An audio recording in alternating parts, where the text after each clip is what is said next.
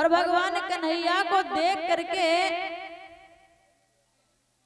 दोनों आंखों में अश्रुधारा भर आती है और अश्रुधारा भरने के बाद एक बात कहने लगे, गोविंद अहो भाग हमारे जो आप यहाँ पधारे, आपके दर्शन हो गए।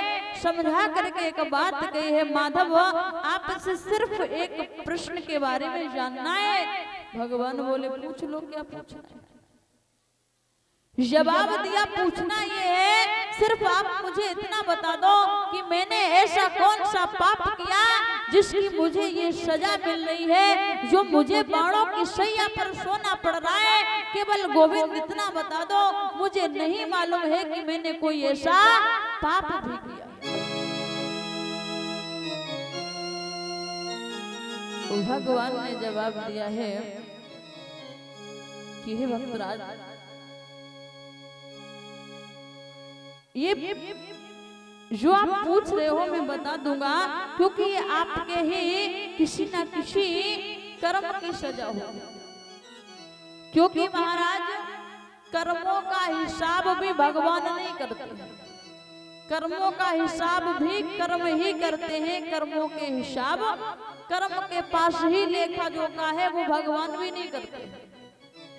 आप जैसा कर्म करोगे परिणाम आपको वैसा ही मिलेगा। अंतर इतना है कि कुछ फल तुरंत मिलते हैं और कुछ फल कई वर्षों बाद मिलते हैं और कुछ कई सदियों बाद मिलते हैं। लेकिन जैसा करोगे कर्म हिसाब आपसे लेंगे उसी प्रकार से। तो जवाब दिया है, गोविंद क्या लीला है हमारी समझ में नहीं आती है, आपकी महिमा आप ही जानिए, कुछ तो बताओ सही। तो भगवान ने कहा चिंता ना करो, मैं आपको कुछ क्षण के लिए दिव्य दृष्टि प्रदान करता हूँ, आप उसके द्वारा देख सकते हैं।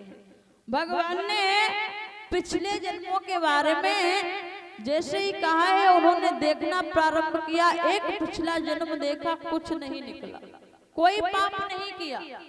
दूसरा पिछला जन्म देखा, कोई पाप नहीं किया।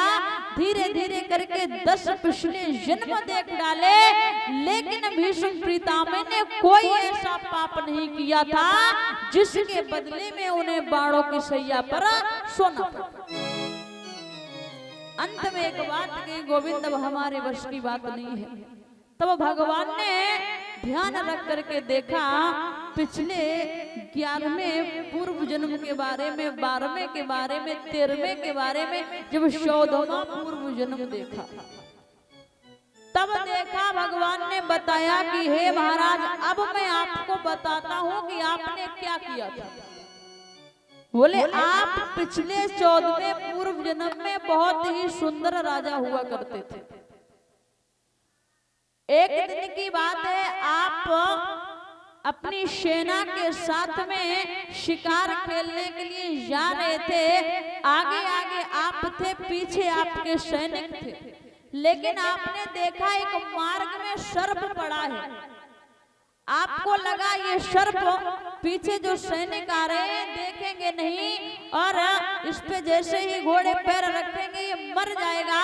तो आपने क्या किया, अपने धनुष से उसको उठा करके सुरक्षित जगह भेजना चाहा, लेकिन गलती से वो जैसे ही उन्होंने धनुष को लिया है और जैसे ही चलाया, वो सर्प वहां से एक झाड़ी पर गिरता है, जा करके महाराज तो चले जाते हैं।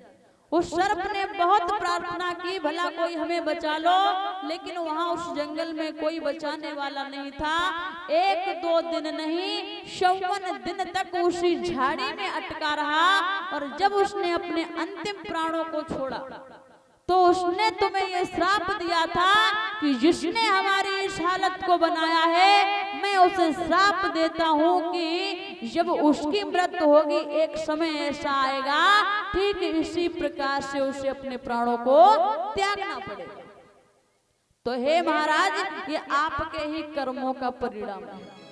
कर्मों का फल हमेशा कर्म ही देते हैं। हाँ, अंतर इतना है, कभी 1 वर्ष बाद मिलेंगे, कभी 2 वर्ष बाद, कभी 10 वर्ष बाद, और कभी जन्म जन्मांतर के बाद।